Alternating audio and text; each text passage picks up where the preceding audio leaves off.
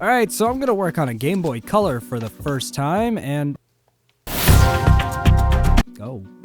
Yeah, I'm not that familiar with Game Boy Colors, clearly. Stupid! You're so stupid! Game Boy Pockets and Advances are usually what I work on.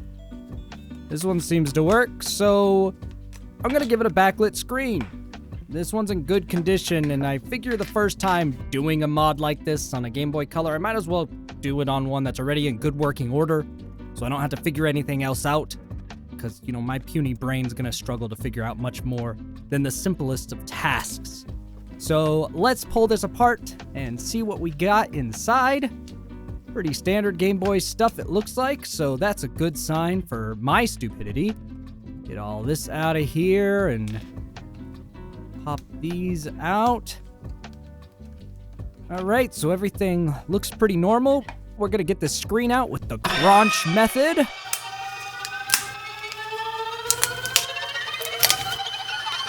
Alright, I'm sure this will be fine. Let's go ahead and clean this up a bit. I got that little Pikachu from some Game Boys in Japan that you'll see later on this channel.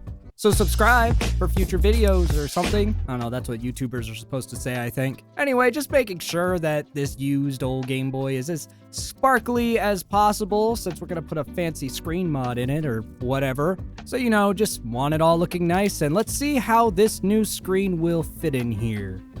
It won't. So we're gonna have to cut up this shell, since I didn't get a pre-cut shell. Now, there are good tools to use for this sort of thing, and then there's what I have.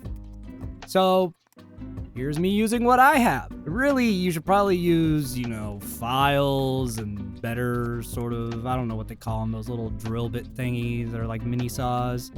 You know, those things. Yeah, I don't even know the names of the tools I should be using. That's my level of expertise, but this works. Alright, so we got a bunch of the debris out of the way. Let's put this screen together. Good thing about this is it doesn't require any soldering, from what I can tell. So I guess there's enough power draw directly from the motherboard to power the screen, which is convenient. One thing I did notice, though, was that there's no insulating plastic that came with this, so I'm going to use some Kapton tape. That should be fine, I guess. I don't know if this just, for some reason, doesn't need that, but in my experience, these boards touching each other is not great. Kapton tape should be fine, I think. I don't know, tell me if I'm wrong or whatever.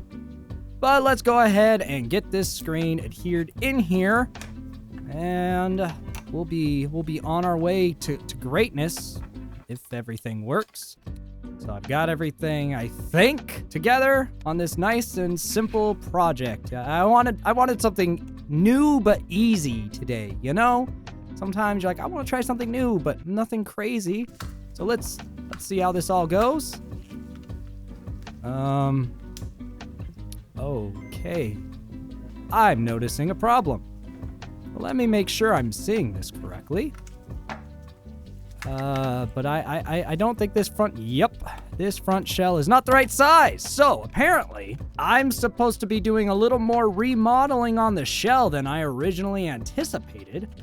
I was thinking just the inside, but no, we're gonna have to remove this whole screen and take out a good portion of the front of this shell, because apparently this screen is bigger than the original. So props to the screen. We're gonna try to score this to make it easier to cut in better lines, I guess. I don't know. I'm kind of nervous breaking this part of the shell, but obviously this screen is bigger than the original Game Boy Color screen. This was a screen mod, by the way, that highly recommended a pre-cut shell, and I went ahead and ignored that recommendation because I am not a very smart man. But you know what? We're already too far. We're using the original shell, darn it, because I'm already here. Now it's really feeling like I should have better tools for this as we're doing this much work on the shell, but no, I'm still gonna just use these tiny little whatever they are, I don't know, clippers, this thing.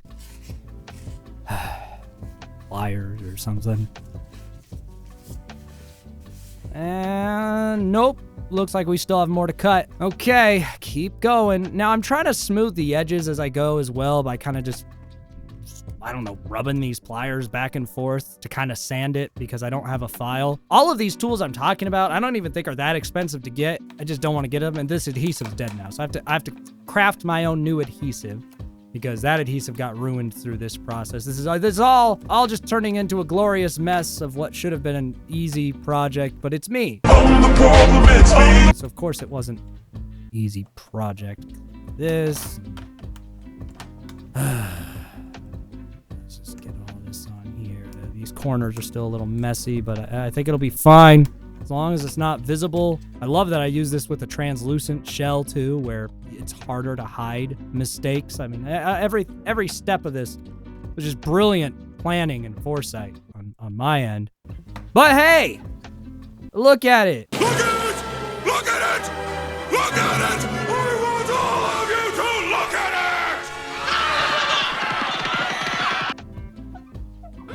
it! It's, fine, I think. I'm gonna put this back together. I probably shouldn't be screwing this all back together, but I think it's fine. I think it looks fine or something. It's Tetris test, the only real test.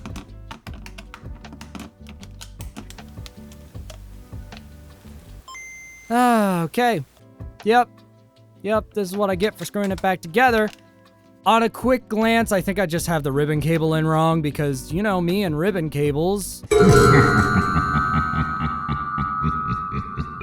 I can't get that right, but I'm just gonna check a few things here. And yeah, it looks like it's the ribbon cable. Get in there the right way. I'm putting it all back together again. I'm confident it was just the ribbon cable, and putting all the screws back will make that more likely or something. Superstitions. Tetris again.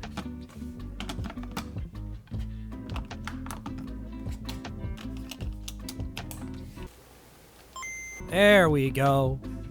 All right, so this thing's working. We got our brightness control. We got our thingy.